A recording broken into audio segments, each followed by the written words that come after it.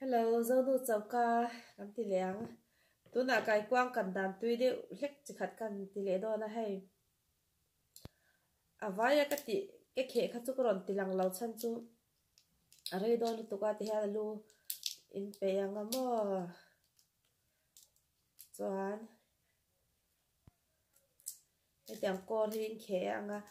Cái quang khát tết chuan in khế ngay khế chuan lâu nè. Mà sẽ hay cái quang tiếng chuan liền à. Cho vào cho anh cái khế cái xịt lang lúc tôi xịt lang on thì hay tiền là mấy thì khắp bận đồ cũng là hay choạc về vết mấy mà hay khế thiam lo tan tiền lui kêu ngá thì anh in tiền ngá thì anh in pe ngá và theo ngau hía thì anh in khế ngá nó khơi lâu là đủ lại cái đủ lại nó khơi lâu là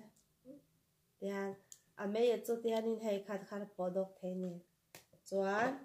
thì anh cor cầm đằng á thì anh in cầm chân anh hay ngồi rồi lắc con tì lăng lệ đều lắc lắc thì anh chụp cái tiêu chụp lâu ấy hay thì anh dây phèn alu hi chu dây phèn chi lâu hay khoác cầm tì vàng số mò hắn dây chuan bột tour khao mà tôi vàng chuan này tắc sát chạy thì cần dây ăn này tiếng hiền vắt sơ mày theo tế để xem đó đi tuy tiếc còn xem nữa tuy to cần xem nữa hay chơi là phẳng này là phẳng là tục là không nhỉ hey à ti đi bóc cái giấy nào khóc mày vắt sờ khóc mày hay khan hey hết tiền đến đáng mà lui chu dây tiền lâu tuổi chân chơi tiếng khoa kia này về vàng hen cái quang liền lâu cho nên khế bộ ngay lâu mà dây bộ ngay chọn lâu tiền này dây cả cả chung à chân chu liền về chung à hắn là lúc tuổi răng khan cái quang tiền cần khế với cả tiền cần chép ba hay tiếng à anh lâu với cả cần chép ba kể tiền cần chép ba cần khế rồi thì hen cần dây lên này cho thì hen ha hắn là lúc thế tuổi ren khan hay chili powder ka thla nga amel ti moinan chili powder hay ka thla nga tuan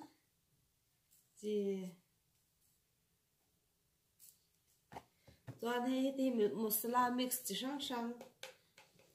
meat masala jira ti te chi thum vel ka te la ni tuan te hian a eng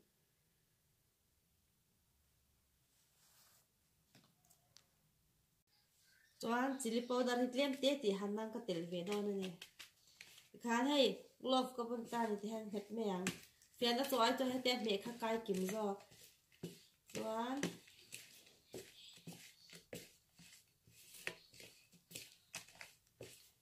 ya din chok ve ka nga o he ta hian hei danya purun var le purun sen kan de ni ta hian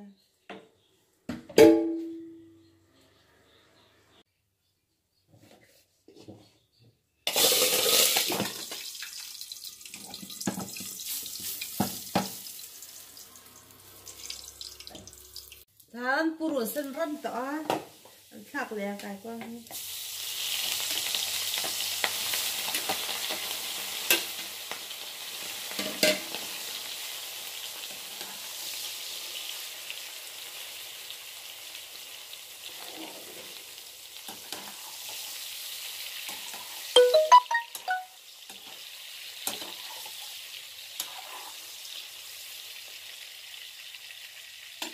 xin lẩu tuồng thì khan cái quang cần chu min to hey har lẩu ne chin khan akele lumor te kan chep pe ka cha kor kan khe ve ka nga ataksa chin zong khin zai phelanga in kang photanga tel tam deu hekin chuan kan zoa i purun var purun sen denia emo ba khore modern pola kha in thak lenga chuan vai mar charep thak chi kha sei pui kha mui tui deu kha in kang mui anga in rot din fek anga chu in tel lenga chuan hei tian in kang lenga rei lo kan tia chin toang kha a mixture how chu masala chi sang sang te po kan ron thak to khamo a chan chu zai phel lo chuan a lian ve lu tuka kan rau ka har don ni chu an tia sang ya tu tuk top ha tu tuk top van hang tu em vale